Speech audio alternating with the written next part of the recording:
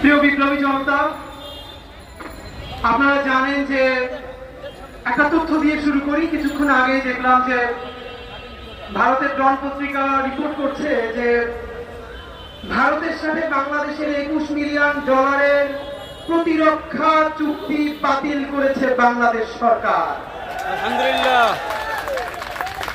আর এই নিউজটার মাধ্যমে আপনি কানেক্ট করতে পারবেন, যেরকম আগে ফেসবুকে ছিল অমুকের বিরুদ্ধে পোস্ট দাও, এরকম শুরু হয়ে গেছে ইউনূসকে ফালাইয়া দাও। ইউনূস সাহেব যতক্ষণ বাংলাদেশের স্বাধীনতা সার্বভৌমত্বের পক্ষে আছেন, যতক্ষণ বাংলাদেশের সরকারে যারা বাংলাদেশপন্থী আছেন তাদেরকে বাংলাদেশের সাথে টিকিয়ে রাখাই আমাদের জুলাইয়ের শপথ। বন্ধুরা আমার, আগেও বলেছি, খুবই স্পেসিফিকলি আপনাদের সাথে একটা কথা বলতে চাই।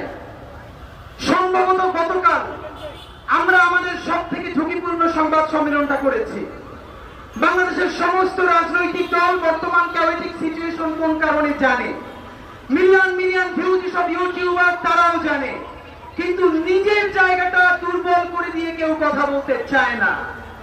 আমরা বলেছি এখানে যারা আছি, সামনে যারা আছেন, এই সমস্ত জীবনের বিনিময় যদি বাংলাদেশের স্বাধীনতা সার্বভৌমত্ব বেঁচে যায়, জুলাই বেঁচে যায়, আমাদের এই জীবন কি আল্লাহর কাছে সঁপে দিতে আমাদের 1 সেকেন্ডের ভাবনা নাই। কিন্তু আমরা আজকে স্পষ্ট জানাই, মাননীয় সেনাপ্রধান, ইনাফ ইজ ইনাফ। যে পর্যন্ত হয়েছে আর 1 সেকেন্ডও আপনারা বাড়তে দিবেন না। বাংলাদেশের জুলাই বেঁচে থাকতে আর একটা 1-11 হতে দেওয়া হবে না। বিএনপিকে বলতে চাই, বিএনপি বাংলাদেশের মুখপাত্রই থাকতে হবে, সেনাবাহিনীর মুখপাত্র হওয়া চলবে না।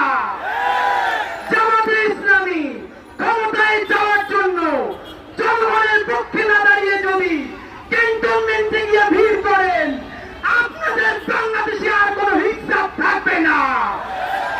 জুলাইয়ে আমার যে সমস্ত ভাইয়েরা, তোমাদের সারা শরীরে এখনো সেই রক্তের দাগ, তোমরা জনতার পক্ষে দাঁড়িয়ে তোমরা আহত হয়েছ।